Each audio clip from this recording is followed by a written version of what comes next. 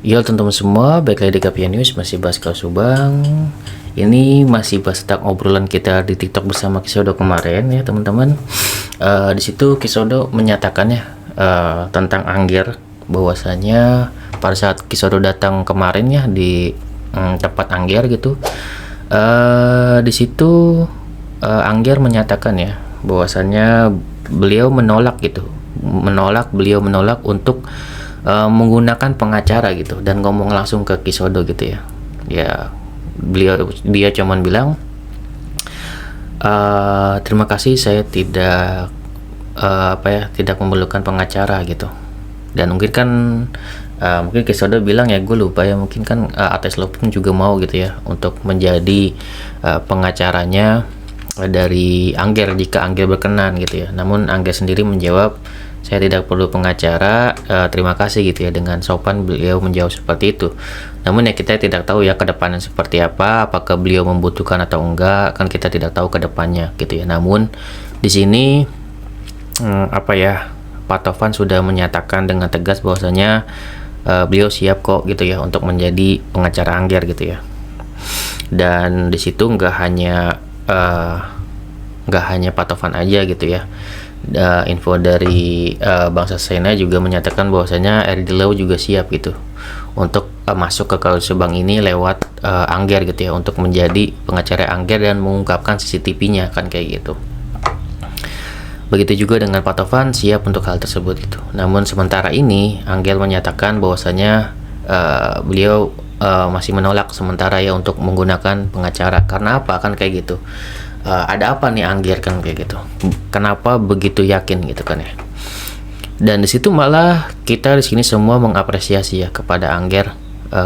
Semua yang hadir pada saat live tersebut, kita semua sangat mengapresiasi keberanian Angger, ketegasan Angger bahwasanya beliau tidak memerlukan pengacara. Artinya di sini kan menjadi suatu pertanyaan ya, pertanyaan dengan tanda kutip, ada apa Angger gitu ya. Sangat berani untuk kasus ini gitu. Walaupun sudah sangat jelas Angger ini tidak ada tendensi apapun, tidak pernah punya masalah dengan Pak Yosep juga, dan bahkan keluarganya sangat dekat ya dengan korban gitu. Baik itu dengan Yoris gitu kan ya, yang suka mandi di situ gitu, dan juga Ibu Tuti ya, yang juga suka mandi di situ. Kenapa suka mandi di situ? Ya sudah dijelaskan juga ya oleh Ibu Cici bahwasanya memang air di rumahnya Bu Tuti itu sering mati gitu. Jadi mereka sekeluarga itu sering mandi ya, baik itu Bu Tuti, baik itu Yoris, memang sudah sering mandi di tempatnya Ibu Cuci, dan itu sudah dijelaskan gitu penyebabnya gitu ya. Jadi kalau misalkan ada pertanyaan-pertanyaan mengapa Yoris mandi di situ atau seperti apa ya, karena mereka memang dekat sebagai tetangga gitu, kayak gitu. Dan memang sehari sebelum kejadian memang itu kan dijelaskan juga ya oleh Ibu Cici bahwasanya itu kan liwetan gitu ya. Bu Cici bahkan diundang untuk liwetan, namun beliau tidak bisa, jadi tidak hadir di liwetannya Ibu Tuti gitu. Dan memang sedekat itu mereka bertetangga gitu. Makanya pada saat mendengar berita ada kejadian Ibu Tuti dibunuh seperti itu, Bu Cici langsung pingsan gitu. Makanya sedekat itu mereka gitu ya. Dan tentunya Bu Cici, Angger juga sangat kaget tentunya setelah melihat CCTV, dan beliau itu tidak bilang mirip, tidak bilang apa, beliau sangat yakin itu adalah Pak Yosep kan kayak gitu. Dan keterangan mereka adalah keterangan dua orang, tidak hanya satu saksi gitu ya, keterangan Bu Cici dan juga keterangan dari Angger. Dan keterangan mereka dikuatkan oleh kesaksian-kesaksian lainnya yang melihat secara saksi mata secara langsung kan gitu di jam krusial tersebut gitu ya. Seperti itulah gitu ya. Namun kita kan masih bertanya-tanya gitu ya, ada apa nih Angger gitu ya. Apakah Angger memiliki suatu data yang kuat gitu sehingga beliau tidak memerlukan pengacara kan kayak gitu. Pertanyaan kan seperti itu pasti para netizen dan gue pribadi gitu ya. Dan tentu juga disitulah orang misterius itu menjawab gitu kan ya, bahwasanya Angger ini sepertinya memang sudah mengkopi gitu kan ya. Namun gue nggak tahu ini adalah sebuah pernyataan yang memang bisa dipertanggungjawabkan pernyataannya atau sekedar asumsi kan kayak gitu. Itu kita lihat nanti, karena sepertinya masalahnya beliau ini seperti punya hak akses di kepolisian gitu teman-teman. Dari kata-katanya sepertinya tidak sembarangan gitu ya. Karena beliau juga tahu nih tentang OOJ segala macam, cara kerjanya sekarang kepolisian seperti apa, yang dipanggil sekarang siapa, beliau tahu gitu. Artinya beliau tahu banyak gitu tentang Kaus Subang ini perkembangannya gitu. Dan ya gue harap ya pernyataan beliau ini benar adanya gitu loh. Ya gue harap ya. Karena nanti apa? Nanti tentunya ada pembuktian. Jika misalkan ya Angger colek segala macam oleh kuasa hukumnya Pak Yosep gitu kan, itu kan bisa aja memang dituntut segala macam gitu kan ya, atas pernyataannya yang mengungkapkan bahwasanya Pak Yosep ada di CCTV tersebut, namun CCTV tersebut dihilangkan oleh OJ, di mana OJ ini masih dalam proses kan kayak gitu. Dan makanya kita juga berharap untuk OJ ini segera tertangkap gitu kan ya, yang menghilangkan CCTV tersebut gitu. Ya gue pribadi ya sebagai netizen hanya bisa mengaminkan gitu ya, mengaminkan bahwasannya Angger ini benar-benar memiliki salinan gitu, memiliki salinan dari CCTV tersebut. Dan gue masih berharap baik itu dari Polda, baik itu dari Angger, masih benar-benar memiliki untuk CCTV tersebut gitu. Angger masih memiliki salinan, dan Polda Jabar bisa mengembalikan atau merestore gitu kan ya suatu data CCTV yang sudah dihapuskan kayak gitu. Itu tugas dari IT ya, IT dari Polda Jabar kan kayak gitu.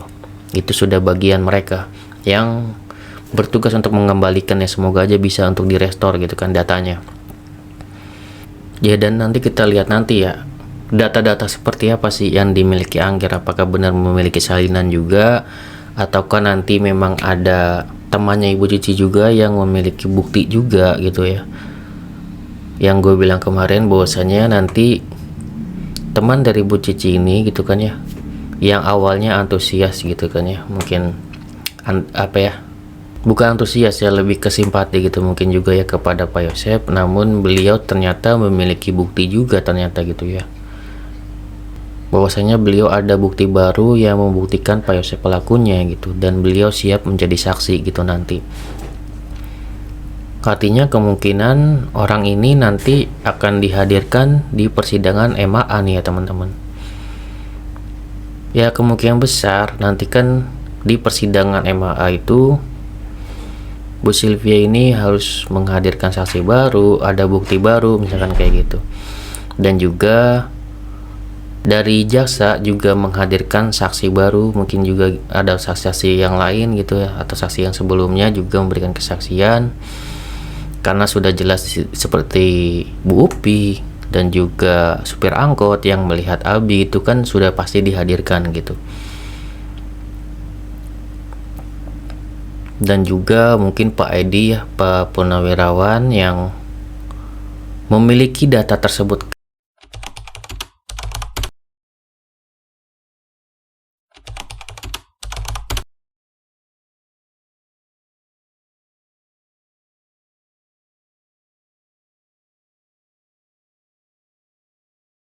Ini kita ada obrolan juga ya dengan orang misterius ini yang memiliki data foto gitu ya, CCTV yang memperlihatkan Abi membonceng Bu Mimin gitu ya.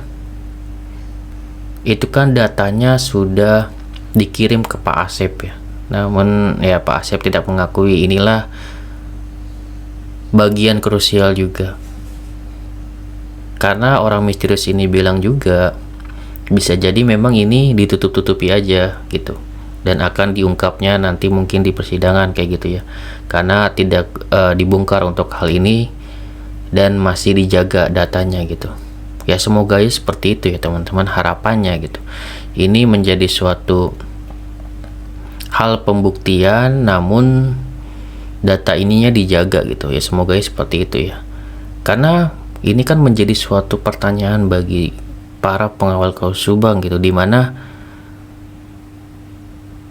ada bukti-bukti yang belum keluar. Semoga bukti ini bisa keluar gitu, karena sungguh aneh juga gitu misalkan Pak Edi ini sudah mengirim data gitu karena ke beberapa orang, bahkan ke banyak orang, dan orang ini tidak mengaku gitu ya, sudah dikirimi di WA tersebut gitu. Jika hal tersebut memang ditutupi sementara untuk nanti bisa diungkap di persidangan, ya bagus ya. Namun ini bisa jadi hal yang buruk juga jika memang data ini sebenarnya ada tapi tidak diungkap gitu. Itu malah bikin ribet gitu kan ya. Ya semoga aja ada pembuktian ya teman-teman. Karena di sini gue masih yakin ya, untuk kejahatan tidak ada yang sempurna, dan Bu Sylvia juga yakin itu, dan Bu Sylvia harus membuktikan bahwasanya kliennya tidak bersalah.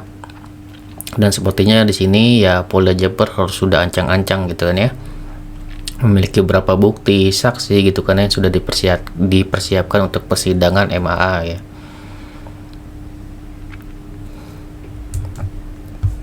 Dan kita saksikan aja apakah Anggir memiliki salinan untuk CCTV tersebut ataukah enggak ya. Kita lihat nanti di persidangan ya teman-teman. Oke, segitu dari gua, semoga bermanfaat. Wassalamualaikum warahmatullahi wabarakatuh. Teman-teman.